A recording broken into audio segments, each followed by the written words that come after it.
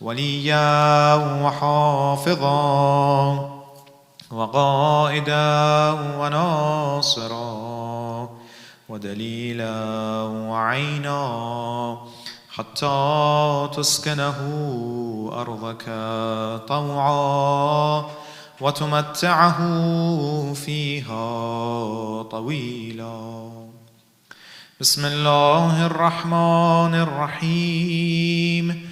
اللهم صل على محمد وآل محمد. اللهم إني أسألك برحمتك التي وسعت كل شيء وبقوتك التي قهرت بها كل شيء وخضع لها كل شيء وذل لها كل شيء وبجبروتك التي غلبت بها كل شيء وبعزتك التي لا يقوم لها شيء وبعظمتك التي ملأت كل شيء وبسلطانك الذي على كل شيء وبوجهك الباقي بعد فناء كل شيء وبأسمائك التي ملأت أركان كل شيء وبعلمك الذي أحاط بكل شيء وبنور وجهك الذي أضاء له كل شيء. يا نور يا قدوس يا أول الأولين ويا آخر الآخرين. اللهم اغفر لي الذنوب التي تهتك العصام. اللهم اغفر لي الذنوب التي تنزل النقام. اللهم اغفر لي الذنوب التي تغير النعام. اللهم اغفر لي الذنوب التي تحبس الدعاء. اللهم اغفر لي الذنوب التي تقطع الرجاء. اللهم اغفر لي الذنوب التي تنزل البلاء. اللهم اغفر لي كل ذنب أذنبته وكل خطيئة أخطأتها.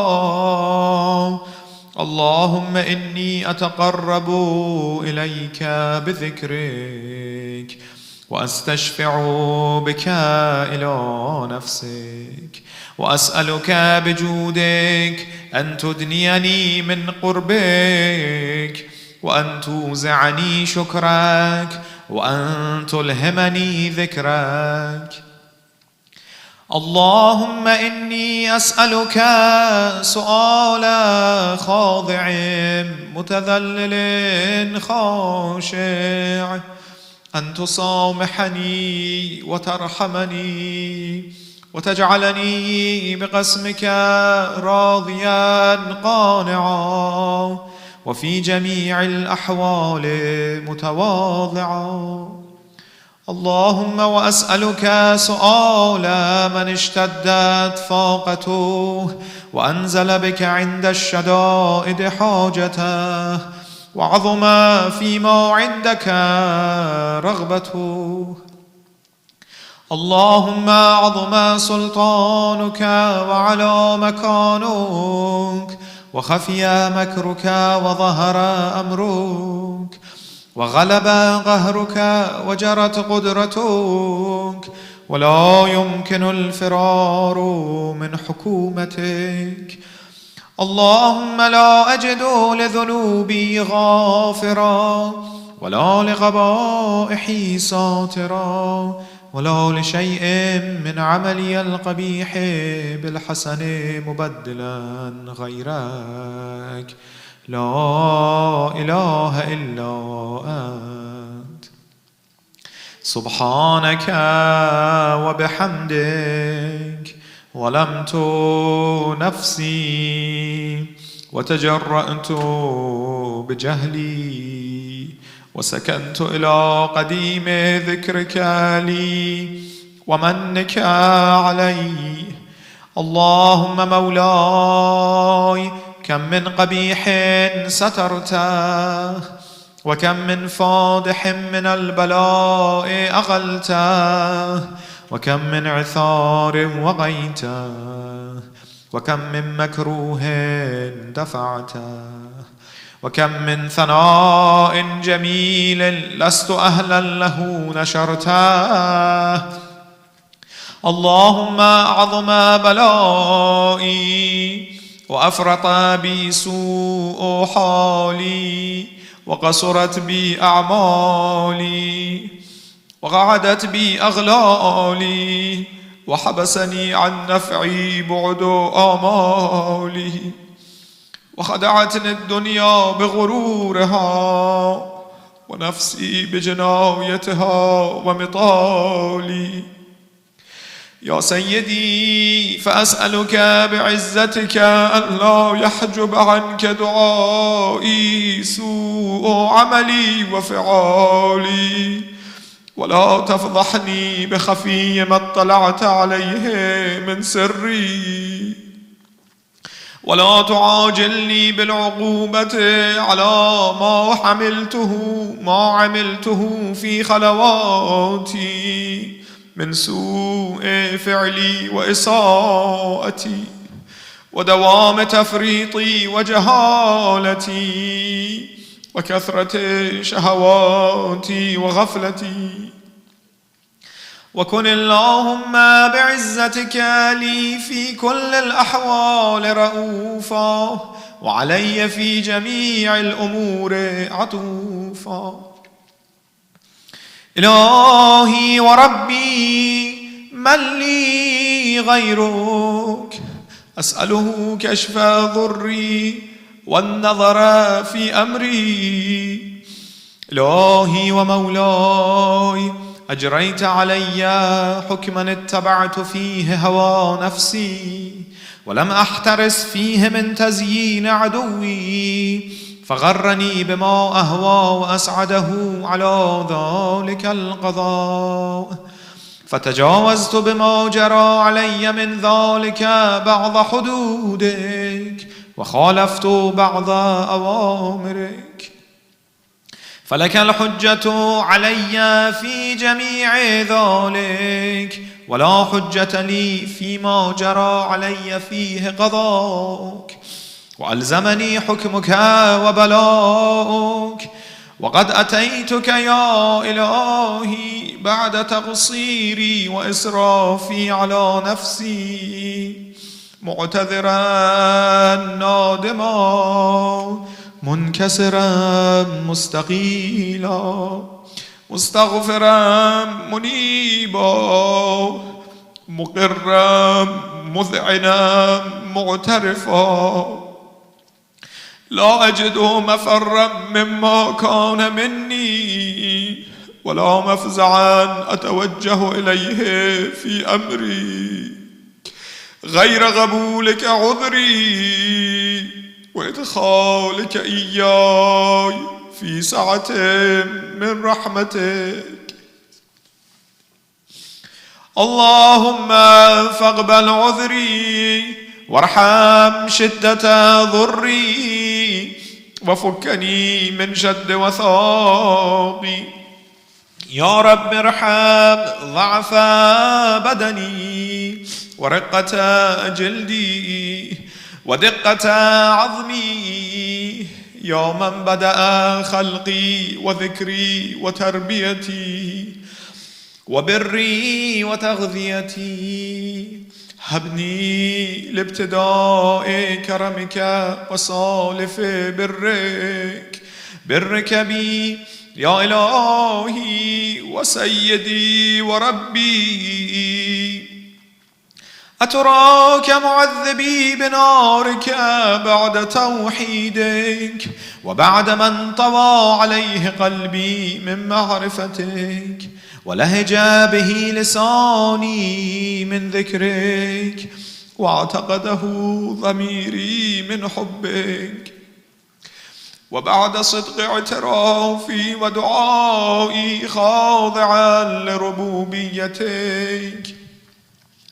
هيهات أنت أكرم من أن تضيع من ربيته، أو تبعد من أدنيته، أو تشرد من آويته، أو تسلم إلى البلاء من كفيته ورحمته. وليت شعري يا سيدي وإلهي ومولاي، أتسلط النار على وجوه خرت لعظمتك ساجدة، وعلى ألسن نطقت بتوحيدك صادقة، وبشكرك مادحة، وعلى قلوب اعترفت بإلهيتك محققة، وعلى ضمائر حوت من العلم بك حتى صارت خاشعة، وعلى جوارح سعت إلى أوطان تعبدك طائعة، وأشارت باستغفارك مذعنة. ما هكذا الظن بك، ولا أخبرنا بفضلك عنك. يا كريم يا رب، وأنت تعلم ضعفي عن قليل من بلاء الدنيا وعقوباتها، وما يجري فيها من المكاره على أهلها، على أن ذلك بلاء ومكروه، قليل مكثوه، يسير بقاؤه، قصير مدته. فكيف احتمالي لبلاء الآخرة وجليل وقوع المكاره فيها، وهو بلاء تطول مدته ويدوم مقامه، ولا يخفف عن أهله، لأنه لا يكون إلا عن غضبك وانتقامك وسخطك، وهذا ما لا تقوم له السماوات والأرض. يا سيدي، فكيف بي وأنا عبدك الضعيف الذليل الحقير المسكين المستكين؟ يا إلهي وربي وسيدي ومولاي، لأي الأمور إليك أشكو، ولما منها أضج وأبكي؟ لأليم العذاب وشدته، أم لطول البلاء ومدته؟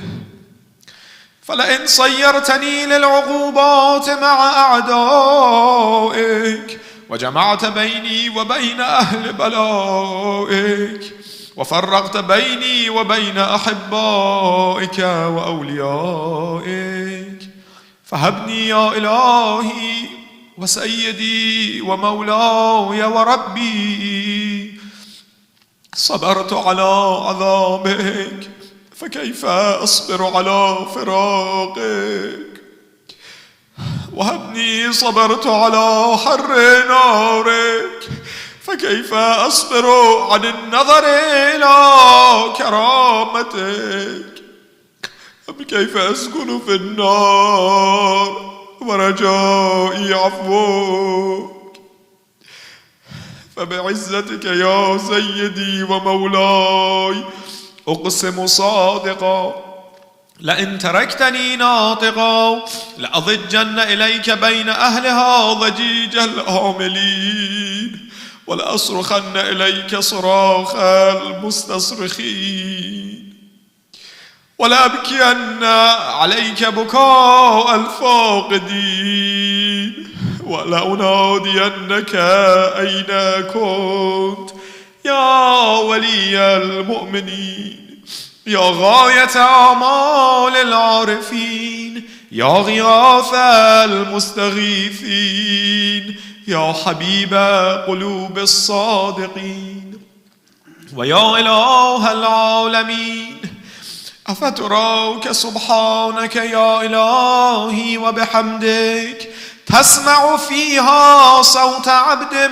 مسلم سجن فيها بمخالفته وذاق طعم عذابها بمعصيته وحبس بين أطباقها بجرمه وجريرته، وهو يضج إليك ضجيج مؤمل لرحمتك ويناديك بلسان أهل توحيدك ويتوسل إليك بربوبيتك.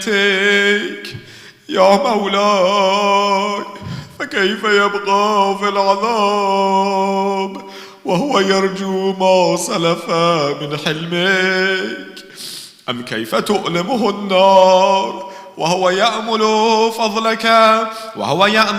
فضلك ورحمتك؟ أم كيف يحرقه لهيبها وأنت تسمع صوته وترى مكانه؟ أم كيف يشتمل عليه زفيرها وأنت تعلم ضعفه؟ أم كيف يتقلقل بين أطباقها وأنت تعلم صدقه؟ أم كيف تزجره زبانيتها وهو يناديك يا رب؟ أم كيف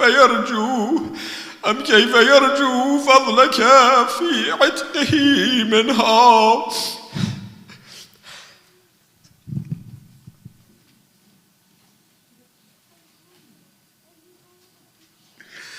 أم كيف يرجو فضلك في عتقه منها فتتركه فيها؟ هيهات هيهات، ما ذلك الظن بك ولا المعروف من فضلك ولا مشبه لما عاملت به الموحدين من برك وإحسانك. فباليقين أقطع لولا ما حكمت به من تعذيب جاحديك وقضيت به من إخلاد معانديك لجعلت النار كلها بردا وسلاما وما كان لأحد فيها مقرا ولا مقاما. لكنك تقدست أسماؤك أقسمت أن تملأها من الكافرين من الجنة والناس أجمعين، وأن تخلد فيها المعاندين، وأنت جل ثناؤك قلت مبتدئا وتطولت بالإنعام متكرما. أفمن كان مؤمنا كمن كان فاسقا لا يستوون. إلهي وسيدي، فأسألك بالقدرة التي قدرتها وبالقضية التي حتمتها وحكمتها وغلبت من عليه أجريتها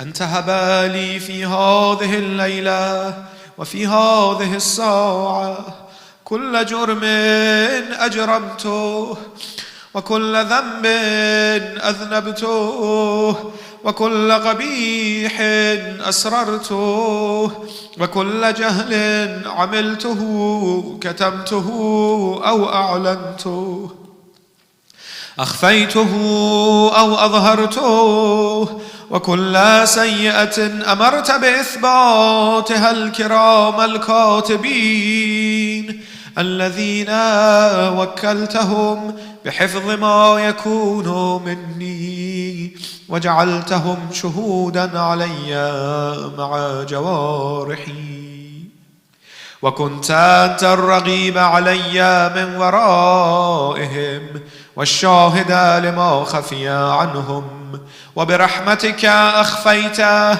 وبفضلك سترته، وأن توفر حظي من كل خير تنزله أو إحسان تفضله. أو بر تنشره، أو رزق تبسطه، أو ذنب تغفره، أو خطأ تستره. يا ربي يا ربي يا رب، يا إلهي وسيدي ومولاي ومالك رقي، يا من بيده ناصيتي، يا عليما بضري ومسكنتي، يا خبيرا بفقري وفاقتي. يا ربي يا ربي يا رب، أسألك بحقك وقدسك وأعظم صفاتك وأسمائك أن تجعل أوقاتي في الليل والنهار بذكرك معمورة وبخدمتك موصولة، وأعمالي عندك مقبولة، حتى تكون أعمالي وأورادي كلها وردا واحدا، وحالي في خدمتك سرمدا. يا سيدي يا من عليه معولي، يا من إليه شكوت أحوالي، يا ربي يا ربي يا رب، قو على خدمتك جوارحي، واشدد على العزيمة جوانحي، وهب لي الجد في خشيتك والدوام في الاتصال بخدمتك، حتى أسرح إليك في ميادين السابقين، وأسرع إليك في المبادرين، وأشتاق إلى قربك في المشتاقين، وأدنو منك دنو المخلصين، وأخافك مخافة الموقنين، وأجتمع في جوارك مع المؤمنين. اللهم ومن أرادني بسوء فأرده، ومن كادني فكده، واجعلني من أحسن عبيدك نصيبا عندك، وأغربهم منزلة منك، وأخصهم زلفة لديك، فإنه لا ينال ذلك إلا بفضلك. وجد لي بجودك، واعطف علي بمجدك، واحفظني برحمتك، واجعل لساني بذكرك لهجا، وقلبي بحبك متيما، ومن علي بحسن إجابتك، وأغلني عثرتي واغفر زلتي، فإنك قضيت على عبادك بعبادتك، وأمرتهم بدعائك، وضمنت لهم الإجابة. فإليك يا رب نصبت وجهي، وإليك يا رب مددت يدي، فبعزتك استجب لي دعائي، وبلغني مناي، ولا تقطع من فضلك رجائي، واكفني شر الجن والإنس من أعدائي. يا سريع الرضا، اغفر لمن لا يملك إلا الدعاء، فإنك فعال لما تشاء. يا من اسمه دواء، وذكره شفاء، وطاعته غنى، ارحم من رأس ماله الرجاء، وسلاحه البكاء. يا سابغ النعم، يا دافع النقم، يا نور المستوحشين في الظلام، يا عالما لا يعلم، صل على محمد وآل محمد، وافعل بي ما أنت أهله، وصلى الله على رسوله والأئمة الميامين من آله وسلم تسليما كثيرا. صلوات.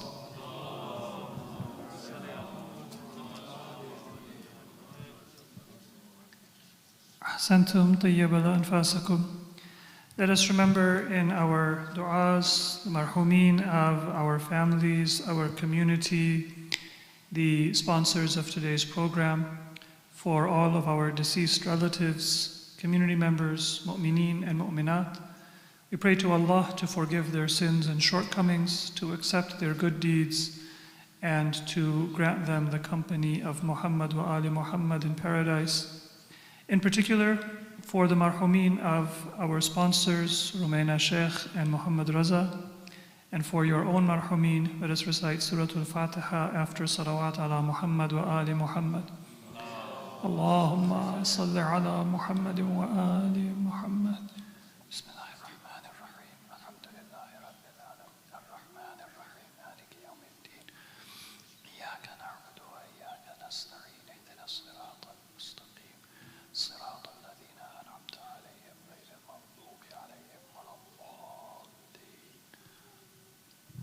Salawat ala Muhammad wa Ali Muhammad.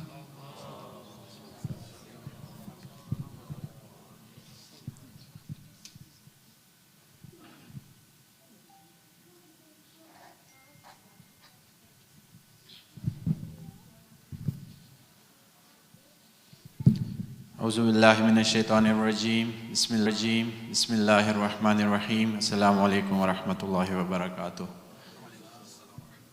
Tonight we have gathered to commemorate the martyrdom of our fifth Imam, Muhammad ibn Ali al-Baqir alayhi salam, and Muslim ibn Aqil, the brother-in-law and cousin of Imam Hussain alayhi salam. So to start the program, I would like to invite Sister Masuma Hassan to start with the recitation of Quran. Please recite a salawat.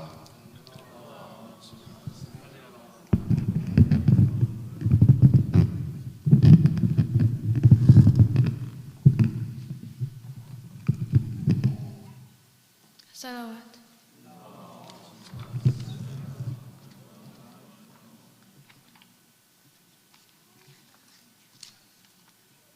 Another salawat.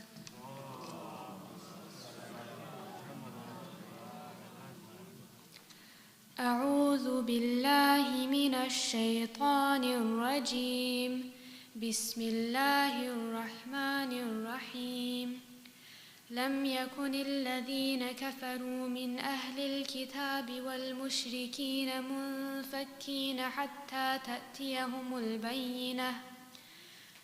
رسول من الله يتلو صحفا مطهرة فيها كتب قيمة وما تفرق الذين أوتوا الكتاب إلا من بعد ما جاءتهم البينة وما أمروا إلا ليعبدوا الله مخلصين له الدين حنفاء ويقيموا الصلاة ويؤتوا الزكاة وذلك دين القيمة.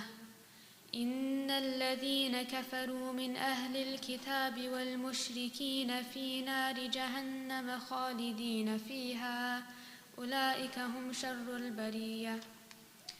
إن الذين آمنوا وعملوا الصالحات أولئك هم خير البرية. جزاؤهم عند ربهم جنات عدن تجري من تحتها الأنهار خالدين فيها أبدا رضي الله عنهم ورضوا عنه ذلك لمن خشي ربه.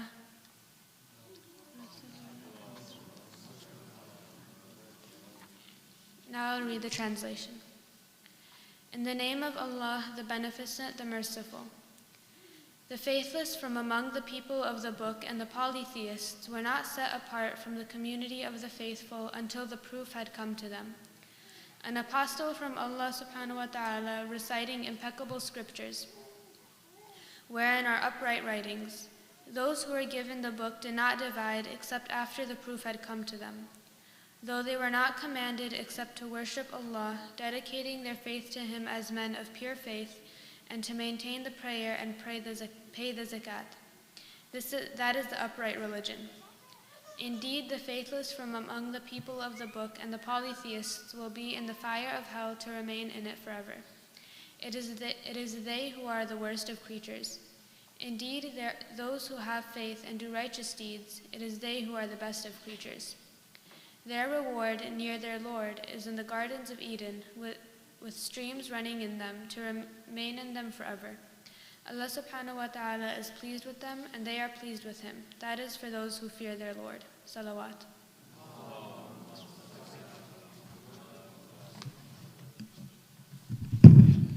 MashaAllah, that was Sister Masuma Hassan.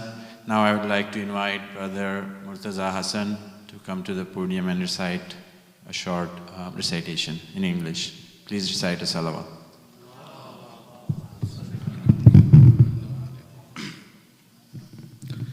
One more salawat.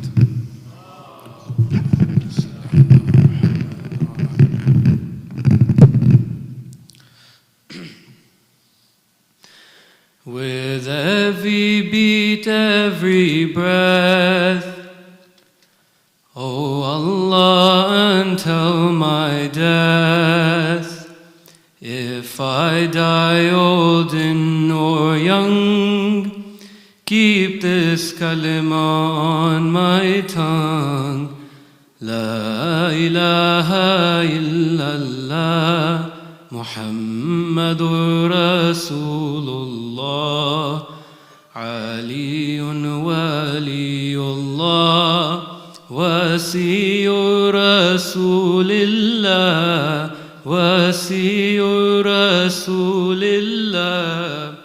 Said our Mawla unto Walid, cannot give bay'ah to Yazid. He is the lowest of the low. We with the angels come and go. He is the lowest of the low.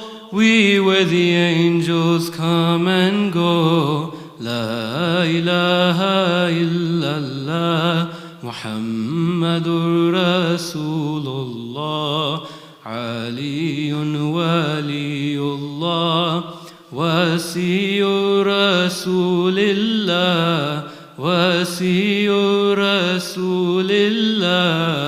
O my helpers, O my kin, leaving me will bring no sin. They said, Mawla, we are few, but will live and die for you. They said, Mawla, we are few, but will live and die for you. La ilaha illallah, Muhammadur Rasulullah, Aliyun waliyullah, Wasiyu Rasulillah, Wasiyu Rasulillah. Oh, will you come back, Abbas? There is no one crying Pyas. In this eerie land unknown, are you leaving us alone? In this eerie land unknown, are you leaving us alone? La ilaha illallah, Muhammadur Rasulullah, Aliyun waliyullah, Wasiyu Rasulillah, Wasiyu Rasulillah. See this dagger on my neck, this is my moment of death. Hear my Shia far away, hear it, hear your Mawla say. Hear my Shia far away, hear it, hear your Mawla say. La ilaha illallah, Muhammadur Rasulullah, Aliyun waliyullah, Wasiyu Rasulillah, wasiyu Rasulillah. With every beat, every breath, O Allah, until my death. If I die old or young, keep this kalima on my tongue. La ilaha illallah, Muhammadur Rasulullah, Aliyun waliyullah, wasiyu Rasulillah, wasiyu Rasulillah. Salawat.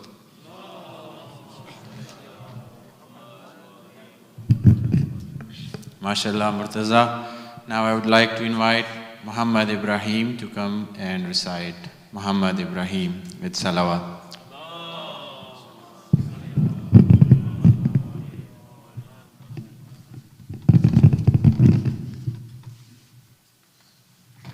Salawat.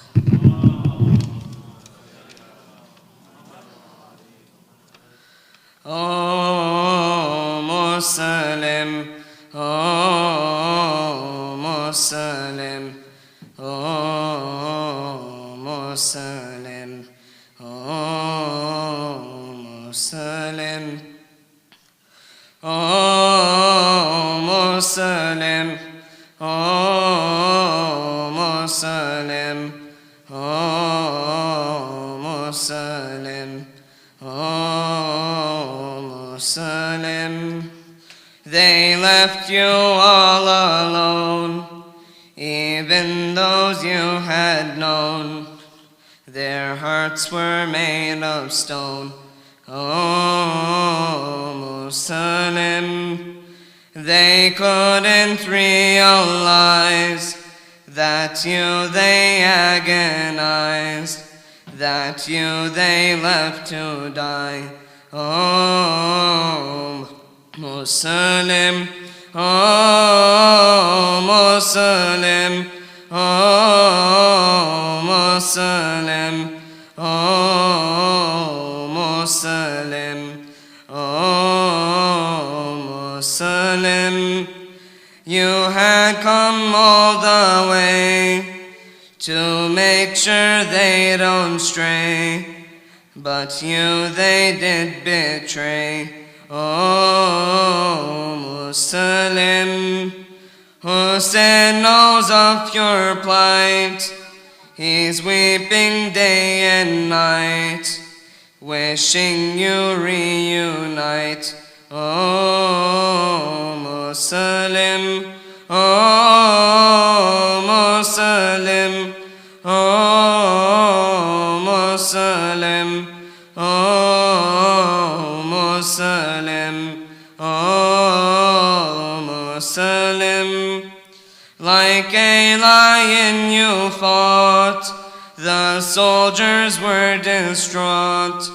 You killed them on the spot. Oh Muslim, how much they wounded you, but your power they knew, and how they then withdrew. Oh Muslim, oh Muslim, oh Muslim, oh Muslim, oh Muslim. How painful was your death, you gasped for every breath. They then cut off your head. Oh Muslim, they threw you from the roof. Nobody disapproved. They all looked so amused. Oh Muslim, oh Muslim, oh Muslim, oh Muslim, oh Muslim. Even your two children, Muhammad Ibrahim, beheaded in a stream. O Muslim, O people of Kufa, did you not hear Zahra wailing in pain and awe? O Muslim, O Muslim, O Muslim, O Muslim, O Muslim. Salawat.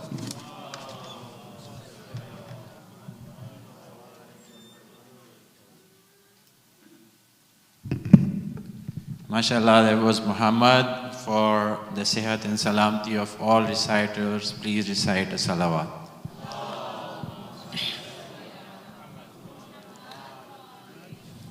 Now let me invite Hujjatul Islam al-Muslimin, Sayyid Sulaiman Hassan, to come to the member and address the majlis for the martyrdom of Imam Muhammad ibn Ali alayhi salam and Muslim ibn Aqil. Hujjatul Islam al-Muslimin, Sulaiman Ali Hassan, with a loud salawat.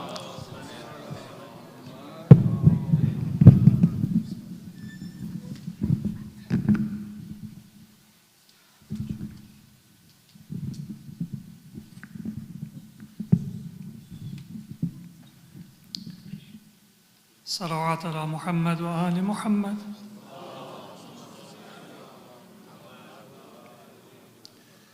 سورة الفاتحة. بسم الله الرحمن الرحيم. الحمد لله رب العالمين الرحمن الرحيم مالك يوم الدين. إياك نعبد وإياك نستعين اهدنا الصراط المستقيم صراط الذين أنعمت عليهم غير المغضوب عليهم ولا الضالين. بسم الله الرحمن الرحيم. الحمد لله رب العالمين بارئ الخلائق أجمعين، والصلاة والسلام على أشرف الأنبياء والمرسلين المبعوث رحمة للعالمين، شفيع المذنبين وحبيب قلوب الصادقين، سيدنا ومولانا بالقاسم محمد. اللهم صل على محمد وعلى أهل بيته الطيبين الطاهرين، ولعنة الله على أعدائهم إلى قيام يوم الدين. رب اشرح لي صدري ويسر لي أمري واحلل عقدة من لساني يفقه قولي. أما بعد. Dear brothers and sisters, Assalamu alaikum wa rahmatullahi wa barakatuh. We are currently in the month of Dhul Hijjah, which is the 12th and the last month of the Islamic calendar. And today, the 7th of the month of Dhul Hijjah, is when we commemorate the martyrdom of our fifth Imam, Imam Muhammad ibn Ali al-Baqir alayhim as-salatu was-salam. And then just a few days after the day of martyrdom of our fifth Imam is the martyrdom of the ambassador of Imam Hussein and the first of the martyrs of Karbala. Out of the martyrs of Karbala, there were, in the most common history, 72 who were martyred in Karbala. But one of the martyrs of Karbala was martyred in Kufa on the day of Arafah before Imam Hussein arrived in Iraq and before he reached Karbala. And that is our Imam's ambassador and his loyal follower, Muslim ibn Aqil. May Allah's peace and blessings be with him. Sallu ala Muhammad wa ala Muhammad. And both Imam Muhammad Baqir as our Imam, as one of the 14 Ma'asumeen, and as the heir of our Prophet in his time, and Muslim ibn Aqil as the messenger and the ambassador of Imam Hussein to the people of Kufa in his time, both of their lives are very intimately connected to the events of Karbala and the tragedy of the martyrdom of Imam Hussein Sayyid al-Shuhada, and all of the suffering and all of the tragedies that befell the family of the Prophet. One, because Muslim ibn Aqil was the one who had prepared the city of Kufa to welcome Imam Hussein. And we should never think that Muslim ibn Aqil was unsuccessful in his mission. Sometimes we have a very small horizon. Maybe if you've ever invested, you buy something as an investment, whether it be a liquid asset, whether it be property, whether it be something else. If it goes up in price, you feel very wealthy, even though you haven't realized any profit. It's just on paper. And after you buy that investment, if it goes down in price, all of a sudden you feel poorer, even though nothing has changed. The loss is just on paper. But if our horizon is small, then we might get arrogant if our investment goes up. We might get depressed if our investment goes down, without realizing that this is just the second day or the third day in a longer journey. And maybe the very thing that we thought was a complete loss will turn out to be a source of blessing and benefit for us. And the thing that we thought was the greatest decision that we made and the greatest investment will be just that for a short time, but in the end we will realize that that is what is going to cause us many more headaches and many more problems. So if we look just at the horizon of the 61st year of Hijrah, then it might come to our mind that maybe Muslim ibn Aqil was not successful.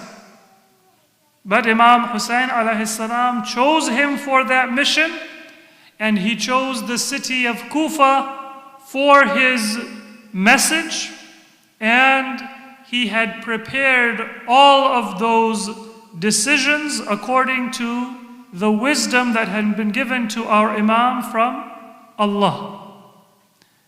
Muslim ibn Aqil's job was not to bring an army of thousands of people to Karbala in order to defeat the army of Yazid at that time. But Muslim ibn Aqil's job was to prepare the people of Kufa, the city of Kufa, and those who knew of the honor and the virtues of the Ahlul Bayt of our Prophet Muhammad Mustafa sallallahu alayhi wa alihi, to prepare them to be followers of our Prophet and loyal to his message.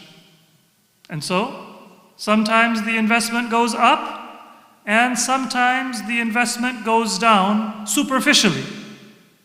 There were ups and downs in the lives of the Shia.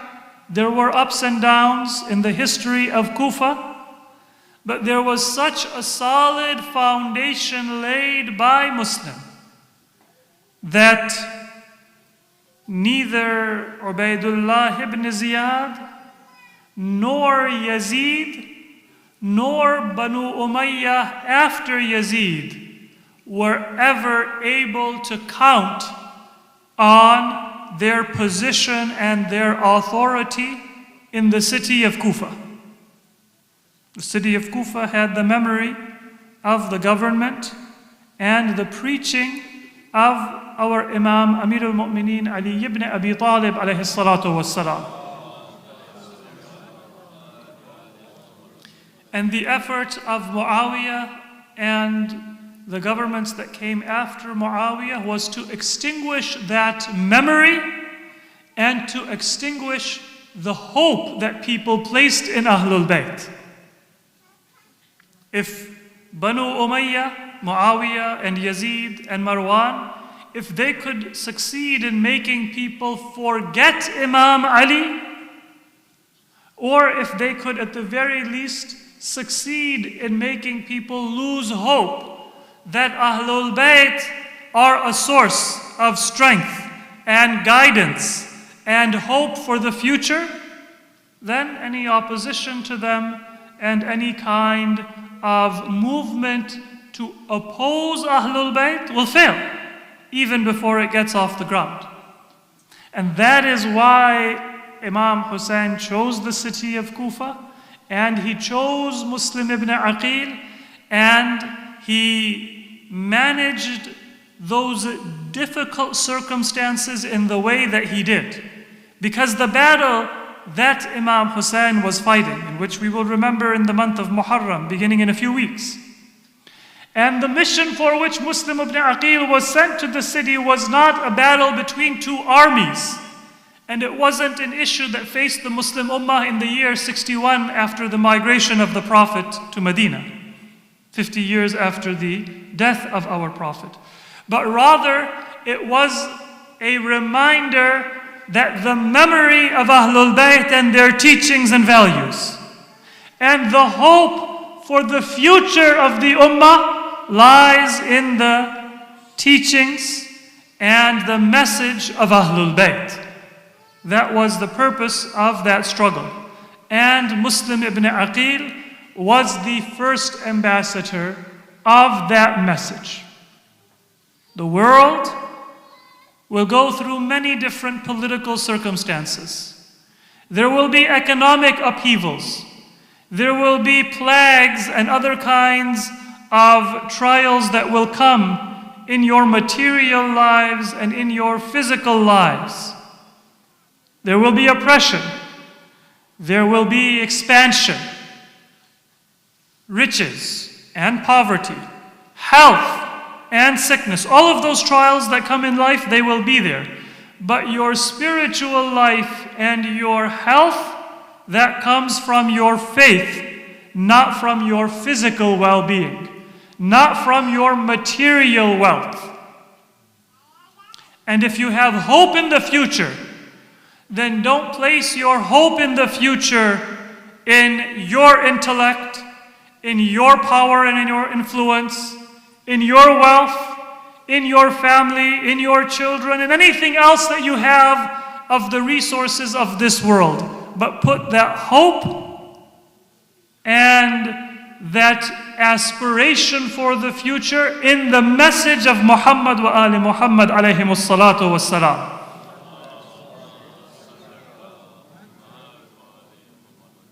So the connection of Muslim ibn Aqil to Karbala was he was the one chosen by Imam Hussein to lay that groundwork, to plant that seed, which will blossom into a tree gradually over the years and the generations and the centuries until our time. So that Kufa today and Najaf is really just an extension of the city of Kufa. They are the symbols of the teachings and the purity of the values of the family of our Prophet Ahlul Bayt alayhimus salatu wassalam.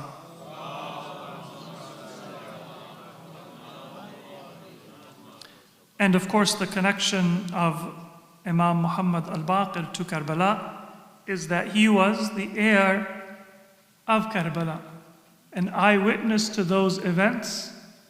As the Imam himself says in one hadith, that I was 4 years old when the tragedy of Karbala took place. Imam Muhammad Baqir was present. And although he was very young, he says, that I remember everything that I saw in Karbala. I remember every attack and every wound that was inflicted upon Sayyid al-Shuhada. And I was there with the captives to see what they suffered and to be part of their journey.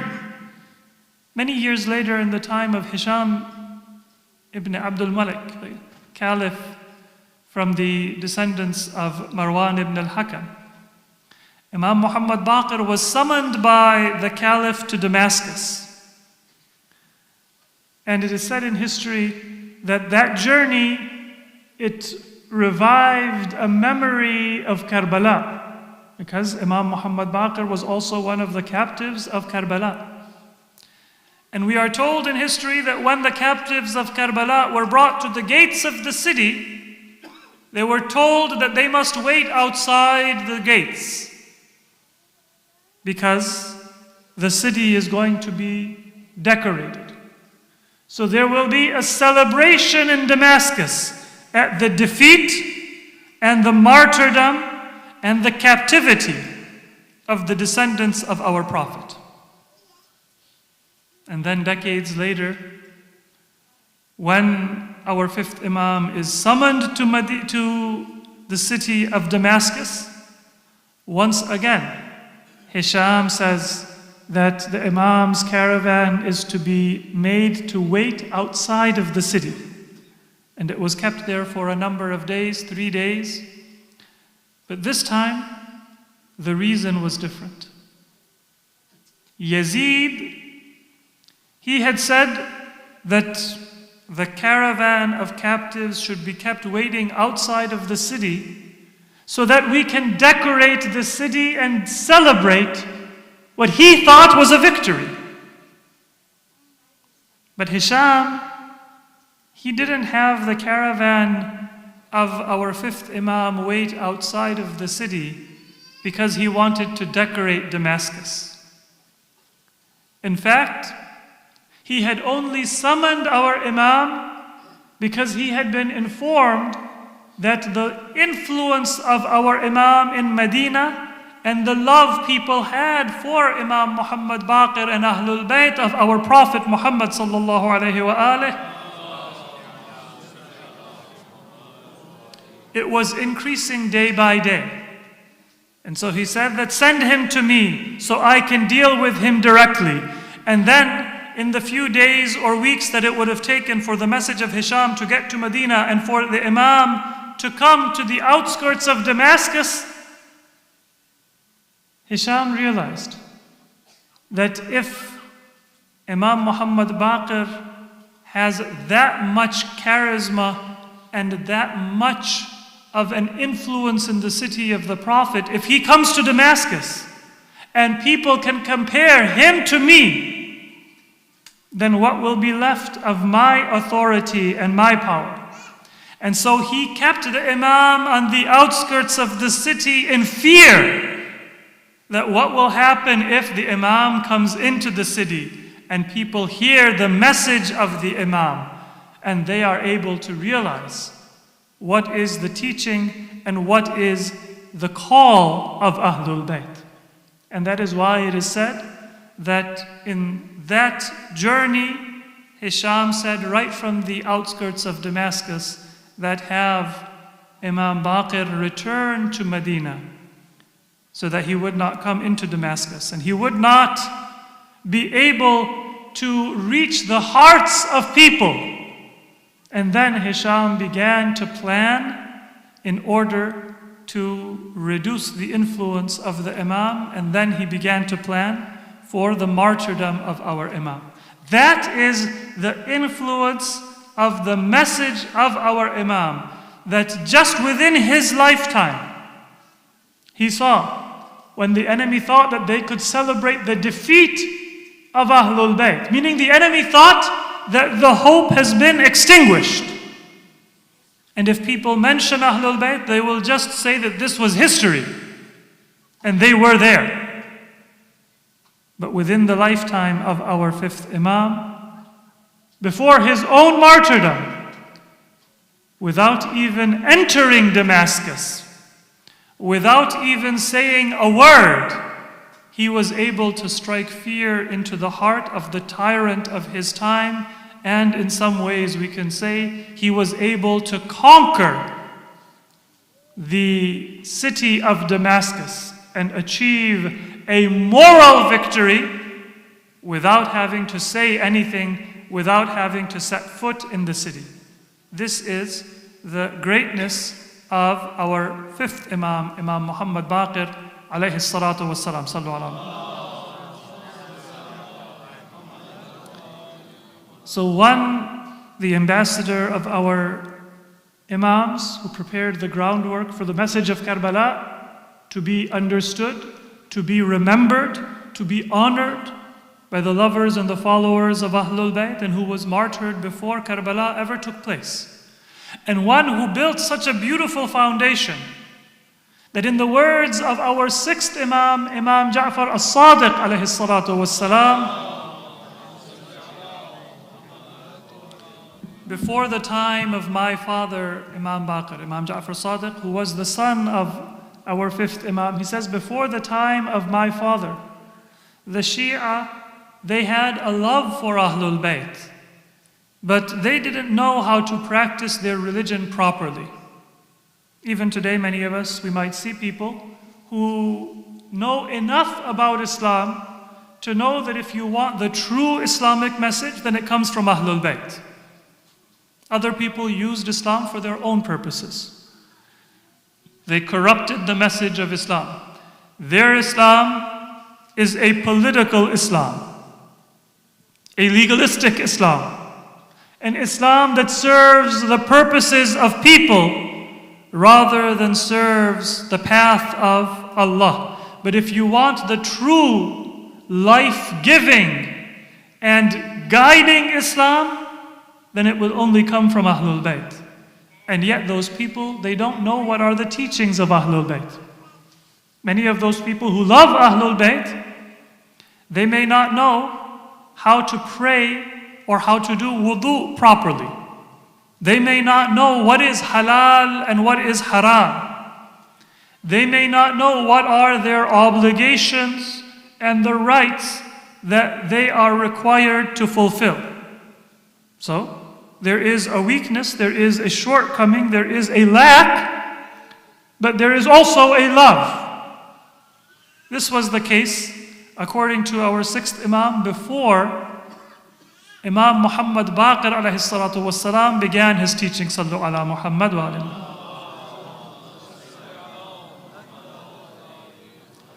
And because they didn't know, in some cases the Shia, they would go and ask the Imam of their Masjid, who may not be a follower of Ahlul Bayt. They would ask other people within their neighborhood, within their family, within their town, how do I perform my prayer? What is it that I can eat and what is it that I cannot eat? How do I do wudu? And then our sixth Imam says, but my father taught Islam so well that the Shia who used to ask others because they didn't know who to ask, they didn't know what were the teachings of Ahlul Bayt, they didn't have access to the ahadith and the students of Ahlul Bayt. Now, instead of them asking other people will come and ask them that what is the meaning of this verse of Quran? What are the teachings of Islam? How do we perform our obligations? The Shia became the teachers of people rather than being in need of others to gain information about their religion. And of course, the question should not come in our mind that why is it that the Shia before that were not informed? It doesn't mean they didn't have information, but it means that their information was limited. Just like today, even a person who doesn't know how to pray fully and properly, they might still know that Maghrib is 3 rak'ah. Maybe they even know that the Shia, they play with their hands down rather than their hands folded on their chest. So they may have some general idea that this was the teaching or the practice of Ahlul Bayt. But they might not know, for example, how do you join the Jama'at in prayer? Or maybe because the people in their family or the people in their neighborhood tend to be followers of other schools of thought, they might not know which foods are halal and which foods are haram. So it's not that they are ignorant, but their level of knowledge is incomplete. This was our fifth Imam who raised the level of knowledge of his followers so that people were able to understand what is the school of Ahlul Bayt and distinguish it from any other school of law or theology or practice in Islam. Before that, people just knew, in many cases, that there is a love for Ahlul Bayt, but they didn't know what was the content and the substance of that love and of that law. What were those teachings? Now, how long did our fifth Imam have to make that revolutionary change? He was only the Imam for 20 years. It was not a long time from the death of our fourth Imam, Imam Zainul Abidin alayhi salatu wassalam, in the 94th year of the Hijrah, until the Imam's own martyrdom in the year 114 after Hijrah. There is some debate about the exact dates, but we can say the imamat of our fifth Imam was approximately 20 years. Not a very long time, not even a full generation, but it was a time of a revolutionary change in the spiritual and the intellectual life of the Muslim community. And if you look, you will see that in fact every other school of thought in Islam, it formed from the blessings and we can say from the leftovers of the teachings of Ahlul Bayt. And I say that without any kind of prejudice, but just as a historical reality. The most important thing is if you ask anybody from any of the mainstream schools of thought within Islam, how do you access information about the teachings of Islam or the obligations of Islam? Then every Muslim, even somebody who has not formally studied Islam, even somebody who doesn't speak Arabic, they will tell you that it is through hadith.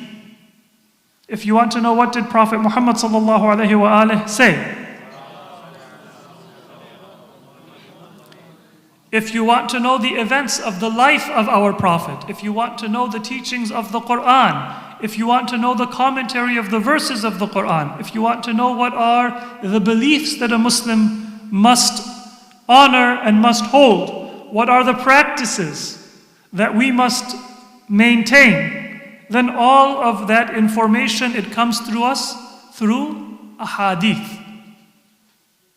And if you look in the centers of Islam, before the time of our fifth Imam, there was no such thing as hadith. Not in Kufa, not in Medina, or more generally, not in Iraq, not in Hijaz, not in Sham. And the most well-known scholars of Islam, outside of the students of Ahlul Bayt themselves, they did not used to narrate a hadith. They would narrate their ra'i, their own opinion.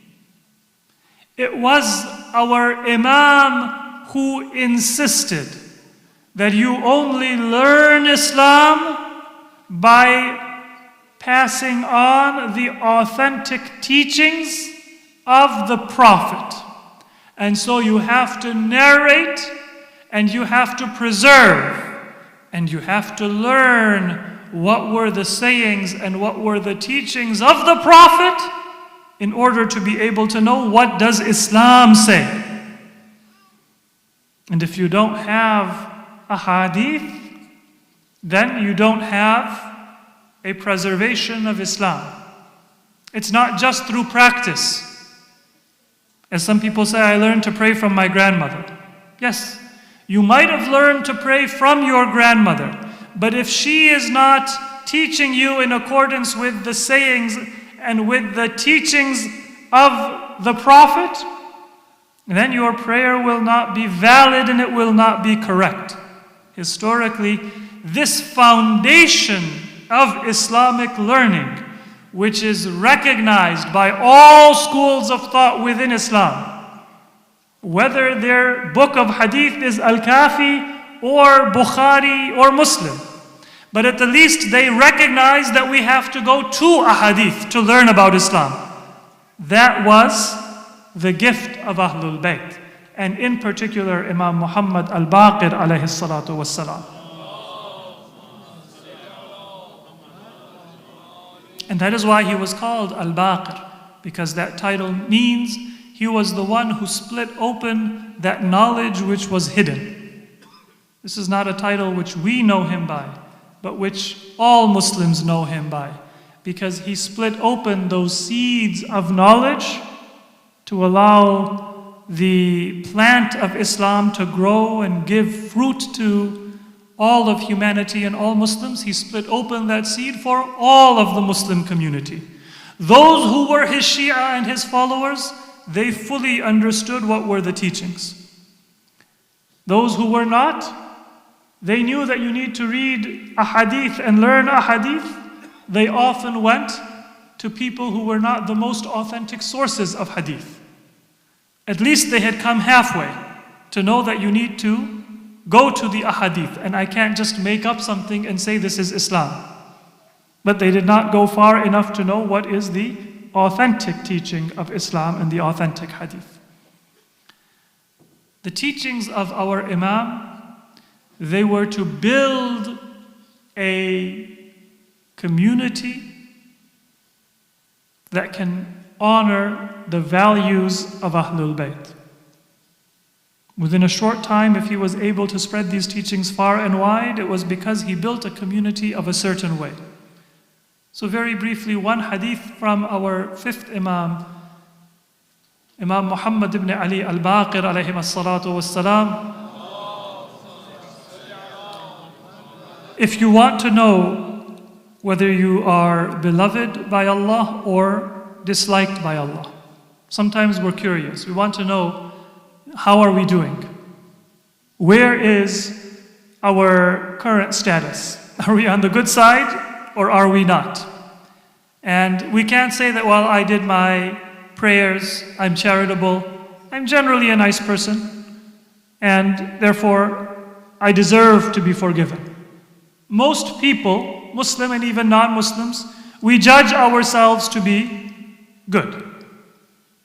And if we are harsh with ourselves, it's often not for the right reasons. Many times, the things that we beat ourselves up over and the things that we criticize ourselves for, they are not the actual things that are the source of our shortcomings in our faith and in reality for our soul. So we can't just go based on a subjective feel. We can't go based on a calculation that I did this and I did that, I've done my Hajj, I've done my wajibat, I don't have any more missed prayers, therefore I am good. Imam Muhammad Baqir gives us a standard. فَانظُرْ إِلَىٰ قَلْبِكَ. Look at your heart.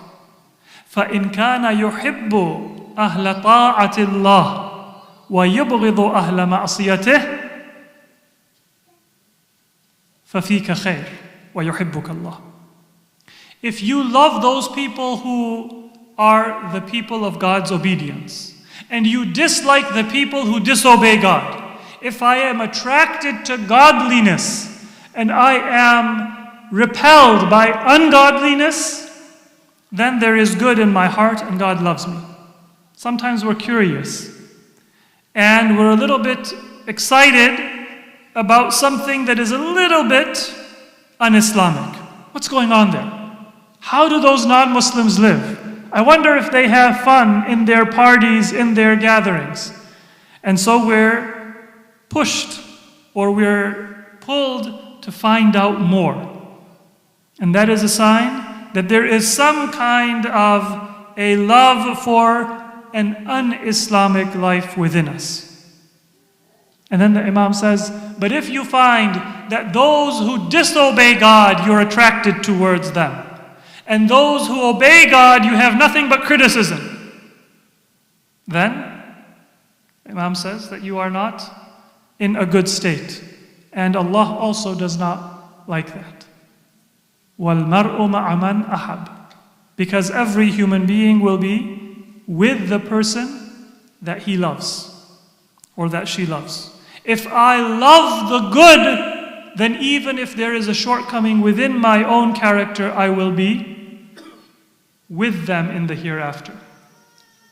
And so if we want to ensure that we can remain on the straight path, then we have to increase our love for Ahlul Bayt.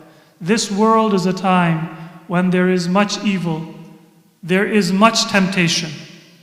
People sometimes wake up as believers and go to sleep with a weak faith or having lost their faith. If I want to preserve my faith, then it is going to be through increasing my love for Ahlul Bayt. The state reminds us of the tragedy of Karbala. Imagine Muslim ibn Aqil, whose martyrdom we are remembering today. When he was in Kufa, he had called the people of Kufa. And thousands of people had answered his call. And they had said, we give our allegiance and we pledge our loyalty to Ahlul Bayt alayhimus salatu wassalam. But when Hani ibn Urwa was arrested and Ubaidullah ibn Ziyad was looking for Muslim in the streets of Kufa, then Muslim ibn Aqil had to raise his call ahead of schedule. And how many people were there to answer his call? When he called out to those who had pledged their loyalty to Imam Hussein, only a few people answered the call, and Muslim led them in prayer for Maghrib. There may have been a few hundred people in the masjid at the time, but then their families came to them and said, there are many other people to help Muslim. There are many other people to be there for Ahlul Bayt. You have a family, you have a business, you have other obligations. The enemy is very oppressive. Come back home. Don't risk your life. Don't worry about Muslim. God will take care of him. Just between Maghrib and Isha, how much time was there? That after Isha prayer was over, Muslim ibn Aqil was alone in the city of Kufa.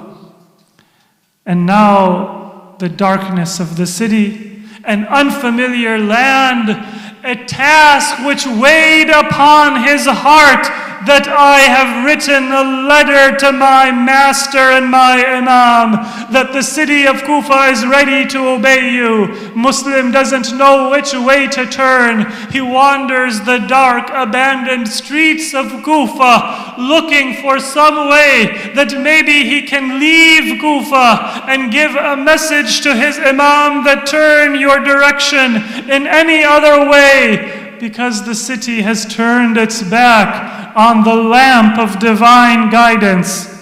Tired, thirsty, Muslim comes into one alley and he sees that there is an elderly lady looking out the door of her house. The first person that Muslim has seen that night, he comes to that lady. He says that, oh lady, would you give a sip of water to somebody who is thirsty? She brought water because she was a noble woman.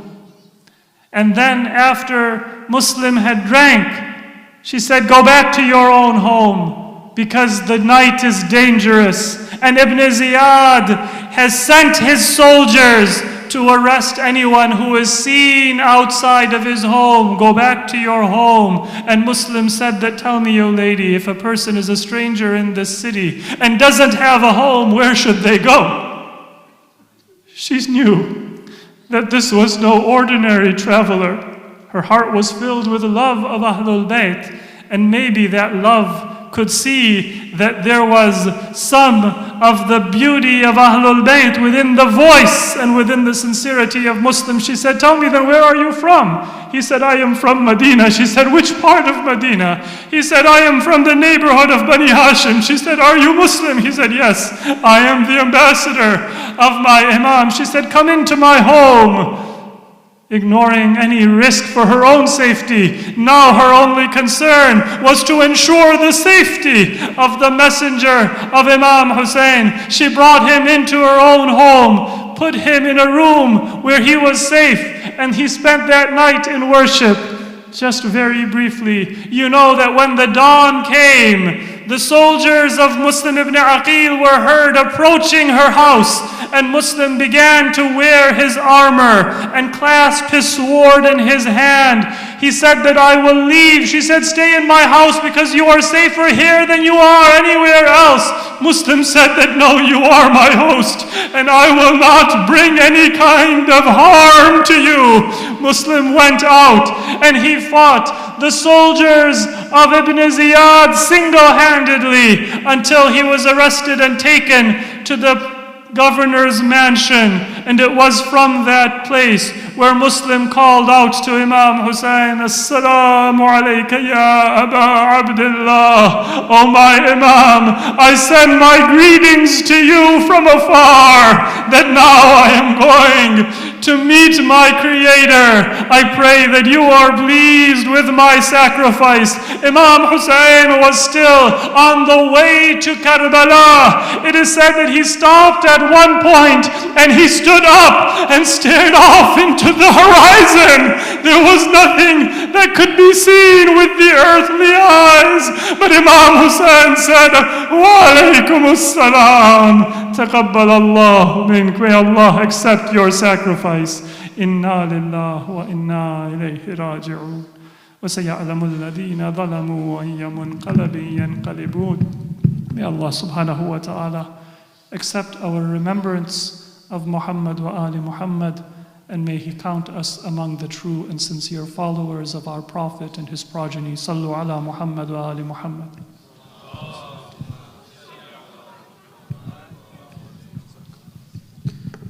We will start the prayer in just a couple of minutes, inshallah. If you want to get ready and do wudu, please do so.